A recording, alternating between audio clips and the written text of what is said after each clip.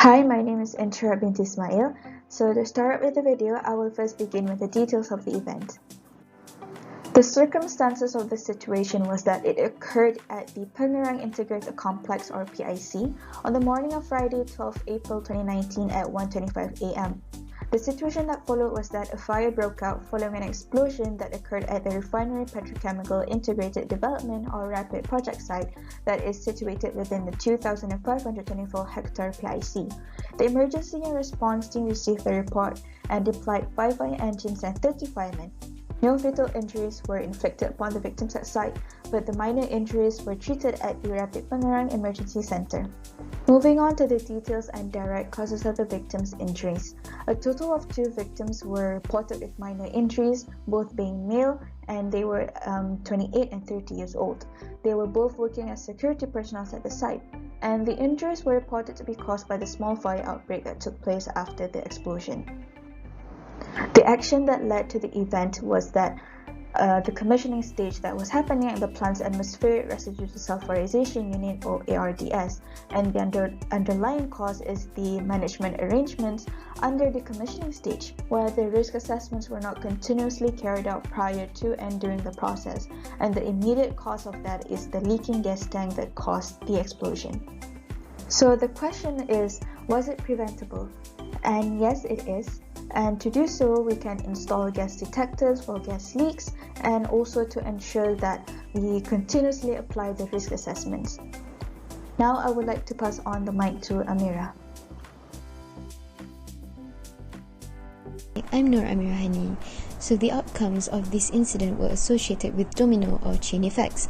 Only 2 personnel were injured and cumulative at least 10 houses out of 67 houses in Kampung Lepau with population more than 100 residents located 1 kilometer away from complex Bersepadu Pengerang were damaged. The incident has indirectly rendered social unrest and chaos in view of the widespread of the incident in the social media. The environmental impact of this incident is a short-term air pollution due to the heat and smoke produced from a large fire. Apart from that, the damage stemmed from the incident minimized due to process safety loss of primary containment reduction framework, a fire prevention and mitigation framework. It was introduced by Petronas in 2018 to provide a structured approach to preparedness and readiness of Petronas emergency response team towards fire or explosion events. The framework consists of the fixed firefighting systems, management of ignition sources, fire and gas detection systems, and detailed fire safety adequacy review swift response. And this is the reason why ERT was able to subdue the fire within 30 minutes. Joint investigation towards the root causes of the incident at the site were implemented by State Government Safety Department, Petronas Rapid Complex, Johor National Disaster Management Agency, District Disaster Committee. Also, it is unclear if the recent explosion had any impact on the production progress of the new polymer plants. The emergencies and disasters were dealt promptly by the ERT by swift deployment of 5 fire engines and 30 firefighters to the sites. The continuing risks were dealt promptly and adequately as joint investigations conducted on the affected residents to survey and identify type and extent of damages. The air quality through air pollutant index was then monitored by National Environment Agency.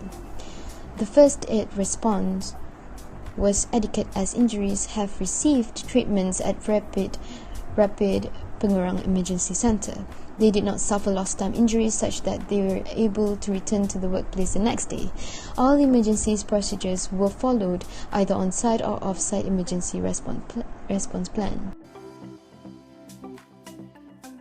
Hi, I'm Shami from Petroleum Engineering and I will explain regarding the potential consequences.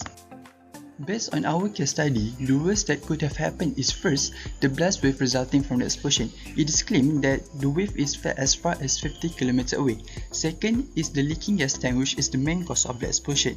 The incident also has affected many people, not only the workers at the facility. Lastly, the fire and smoke produced could lead to other worse effects.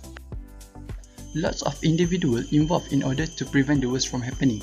Petronas Rapid Pengerang ERT quickly responded to the incident by calling 5 fire engines and 30 personnel. Village chief from nearby resident also controlled the situation by calling representatives from the facility and make sure that everyone not panic. Lastly, NEA or National Environment Agency takes over the condition in Singapore which indirectly affected by the incident. The first potential is recurrence potential. It is reported that an incident of fire broke out at Petronas LNG complex in Bintulu happens on 28 September 2021. Luckily, only 5 contractor personnel were injured. Second potential is severity potential. Of course, damage to the facility itself and damage to properties of nearby citizens. Other than that, air pollution from the smoke.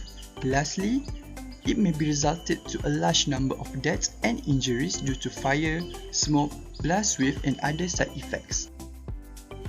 Third potential is population potential.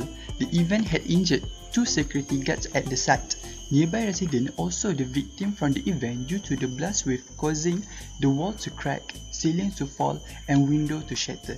Lastly, Malaysia and Singapore citizens included in this potential since the location of the facility near to both countries. Thus, both countries had to face the consequences from the incident. Next, I would like to pass the mic to one Ilhan Haqeem. Hello, my name is Ilhan Haqeem and I'm from the Department of Computer Science. In this part of the video, I'll be talking about some recommendations on how to prevent this horrible event from happening again. Firstly, having a fire prevention plan is very important in the oil and gas industry. The United States Occupational Safety and Health Administration, otherwise known as OSHA, covers all areas such as maintaining a list of all potential fire hazards, procedures related to waste materials that are flammable and combustible, and procedures for maintenance.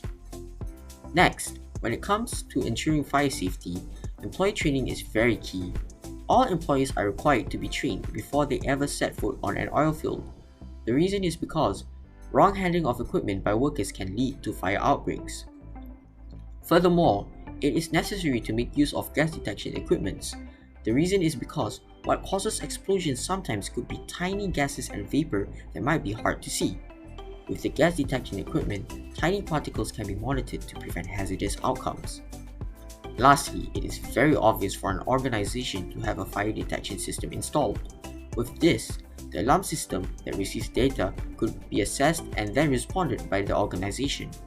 This can quickly prevent fire hazards from becoming deadly. Now, I would like to pass the mic to Faris Wildan. So hello and Assalamualaikum everyone. So today I'm Faris Wildan will be presenting to you the laws and acts and regulations that is related to our case study and also related to any fire explosion studies. So first of all, the law and the act itself.